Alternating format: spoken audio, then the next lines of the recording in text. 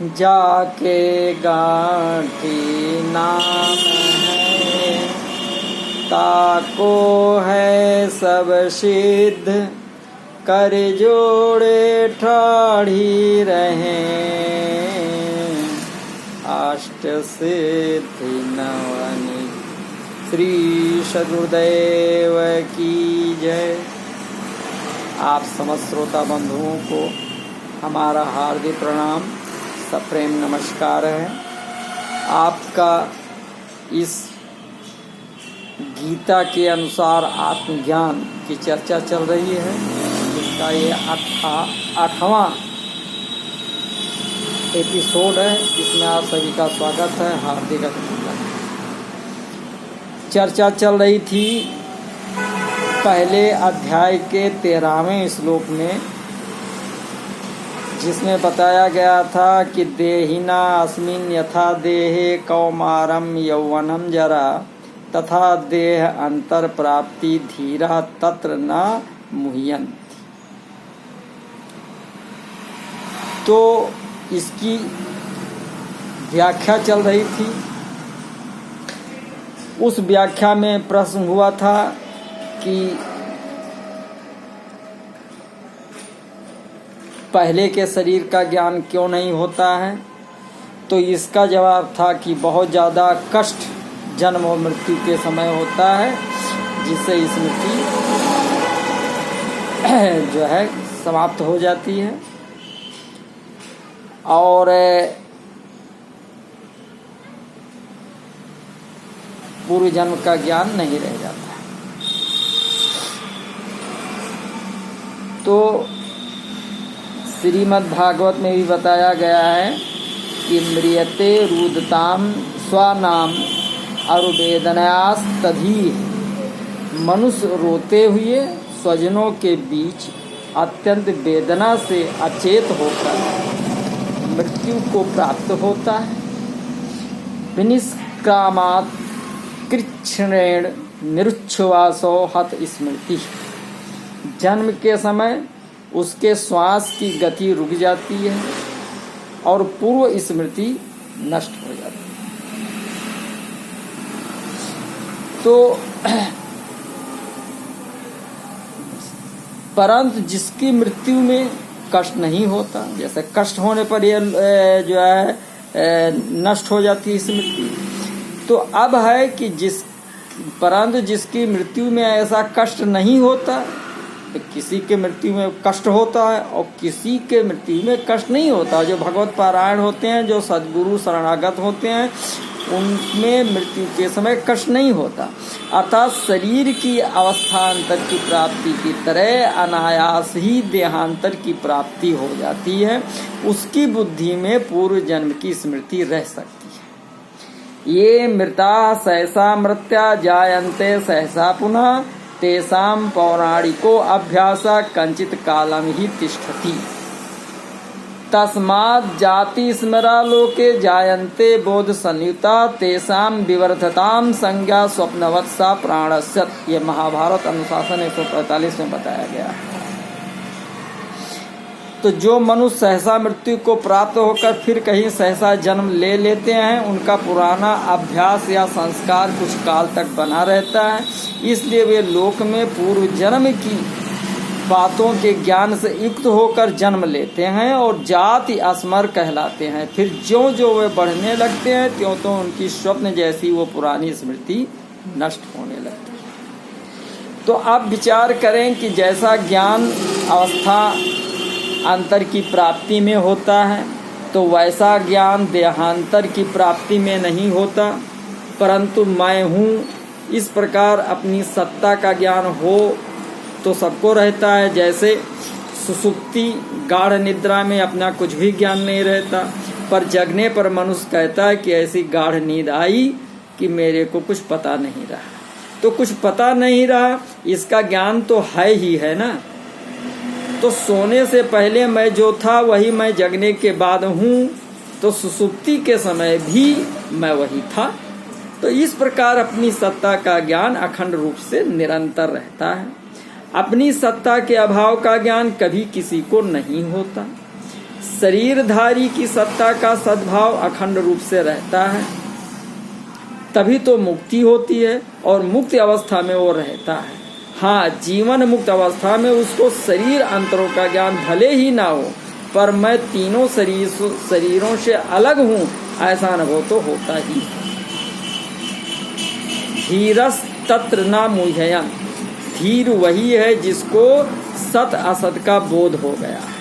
तो ऐसा धीर मनुष्य उस विषय में कभी मोहित नहीं होता, उसको कभी संदेह नहीं होता। इसका अर्थ यह नहीं है कि उस धीर मनुष्य को देहांतर की प्राप्ति होती है, ऊंच नीच योनियों में जन्म होने के कारण गुणों का संग है और गुणों से संबंध विच्छेद होने पर धीर मनुष्य को देहांतर की प्राप्ति हो ही नहीं सकती। तो यहाँ तत्र पद का अर्थ देहांतर प्राप्ति के विषय में नहीं है, प्रत्युत देह देही के विषय में है। तात्पर्य है कि देह क्या है, देही क्या है, परिवर्तनशील क्या है, अपरिवर्तनशील क्या है, अनित्य क्या है, नित्य क्या है, असत क्या है, सत क्या है, विकारी क्या है, अविकारी क्या है। तो इस विषय में वो मोहित नहीं होता। देह और देही सर्वथा अलग हैं, तो इस विषय में उसको कभी मोह नहीं होता, उसको अपनी असंगता का अखंड ज्ञान रहता है। सब मिला करके शरीर कभी एक रूप रहता ही नहीं और सत्ता कभी अनेक रूप होती ही नहीं। शरीर जन्म से पहले भी नहीं था, मरने के बाद भी नहीं रहेगा तथा वर्तमान में भी वो प्रतिक्षण मर रहा है। तो वास्तव में गर्भ में आते ही शरीर के मरने का क्रम यानी परिवर्तन शुरू हो जाता है। बाल्यावस्था मर जाए तो युवावस्था आ जाती है, युवावस्था मर जाए तो वृद्धावस्था आ जाती है और वृद्धावस्था मर जाए तो देहांतर अवस्था अर्थात दूसरे शरीर की प्राप्ति हो जाती है। तो ये सब अवस्थाएं शरीर की हैं। बाल, युवा और वृद्ध ये तीन अवस्थाएं स्थूल शरीर की हैं और देहांतर की प्राप्ति सूक्ष्म शरीर तथा कारण शरीर की है। परंतु स्वरूप की चिन्मय सत्ता इन सभी अवस्थाओं से अतीत है। अवस्थाएं बदलती हैं, स्वरूप वही रहता है। इस प्रकार शरीर विभाग और सत्ता विभाग को अलग अलग जानने वाला तत्वज्ञ पुरुष कभी किसी अवस्था में भी मोहित नहीं होता। जीव अपने कर्मों का फल भोगने के लिए अनेक योनियों में जाता है, नरक और स्वर्ग में जाता है। ऐसा कहने मात्र से सिद्ध होता है कि 84 लाख योनियां छूट जाती हैं, स्वर्ग और नरक छूट जाते हैं, पर स्वयं शरीर ही वही रहता है। योनियां शरीर बदलती हैं और जीव शरीर नहीं बदलता। जीव एक रहता है, जीव शरीरी नहीं बदलता, जीव शरीरी नहीं बदलता। तो जीव एक रहता है, तभी तो वो अनेक योनियों में अनेक लोकों में जाता है। जो अनेक योनियों में जाता है वो स्वयं किसी के साथ लिप्त नहीं होता, कभी नहीं फंसता। अगर वो लिप्त हो जाए, फंस जाए, तो फिर 84 लाख योनियों को कौन भोगेगा? स्वर्ग और नरक में कौन जाएगा? मुक्त कौन होगा? तो जन्मना और मरना हमारा धर्म नहीं है, प्रत्युत शरीर का धर्म है। हमारी आयु अनादि और अनंत है, जिसके अंतर्गत अनेक शरीर उत्पन्न होते हैं और मरते रहते हैं। जैसे हम अनेक वस्त्र बदलते रहते हैं, पर वस्त्र बदलने पर हम नहीं बदलते, प्रत्युत वे के वे ही रहते हैं। यह गीता के दूसरे अध्याय के 22वें श्लोक में बताया गया है। तो ऐसे ही अनेक योनियों में जाने पर भी हमारी सत्ता नित्य निरंतर ज्यों की त्यों रहती है। तात्पर्य है कि हमारी स्वतंत्रता और असंगता स्वतः सिद्ध है। हमारा जीवन किसी एक शरीर के अधीन नहीं है। असंग होने के कारण ही हम अनेक शरीरों में जाने पर भी वही रहते हैं, पर शरीर के साथ संग मान लेने के कारण हम अनेक शरीरों को धारण करते रहते हैं। माना हुआ संग तो टिकता नहीं, पर हम नया नया संग पकड़ते रहते हैं। अगर नया संग न पकड़े तो मुक्ति यानी असंगता, स्वाधीनता स्वतः सिद्ध है। संबंध अन्य वस्तु शरीरात को लेकर जो शोक होता है उसकी निवृत्ति के लिए कहते हैं। अब 14वें श्लोक में बताया गया कि मात्रा स्पर्शाः तु कौन्तेय शीत उष्ण सुख दुख दाह आगम अपायिनः अनित्याः तान् तिच्छस्व भारत। क्या बताया श्री कृष्ण जी ने कि हे कुंती पुत्र, सुख तथा दुख का क्षणिक उदय तथा काल क्रम में उनका अंतर्धान होना सर्दी तथा गर्मी की ऋतुओं के आने जाने के समान है। हे भरतवंशी, वे इंद्रिय बोध से उत्पन्न होते हैं और मनुष्य को चाहिए कि अविचल भाव से उनको सहन करना सीखे।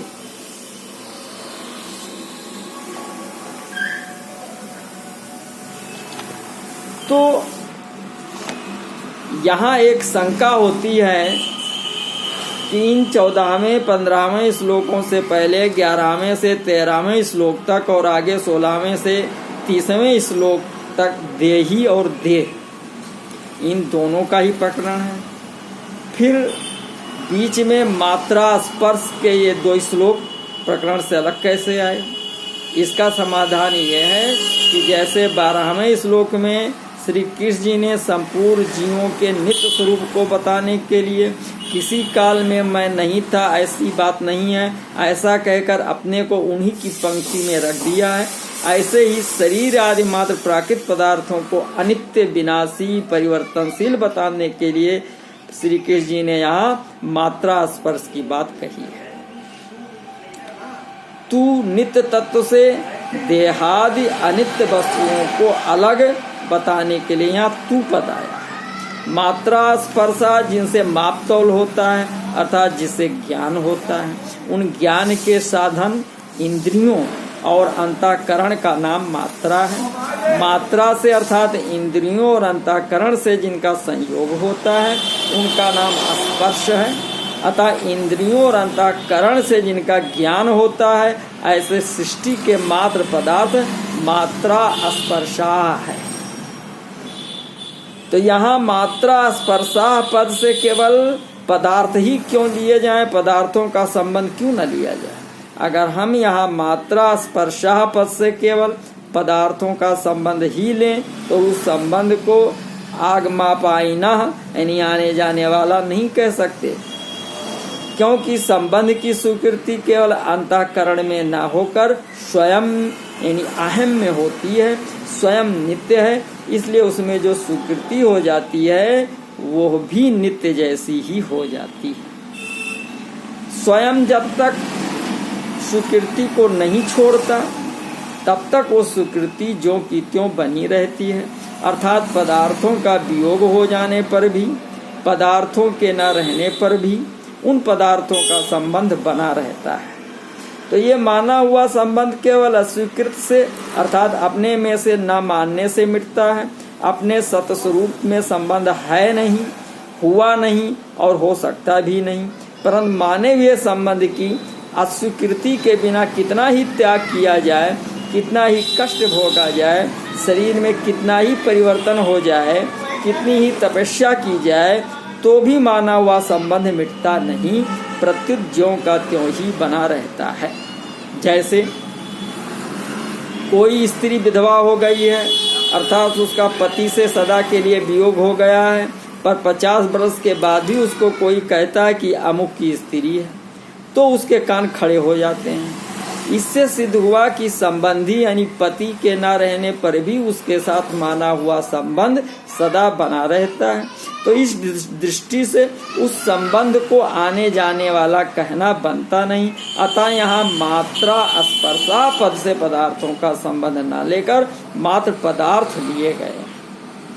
शीतोष्ण सुख दुखादा ये शीत और उष्ण शब्द अनुकूलता और प्रतिकूलता के वाचक हैं। अगर इनका अर्थ सर्दी और गर्मी लिया जाए तो केवल त्वग इंद्रिय त्वचा के विषय हो जाएंगे, जो कि एक देशीय हैं। अतः शीत का अर्थ अनुकूलता और उष्ण का अर्थ प्रतिकूलता लेना ही ठीक मालूम देता है।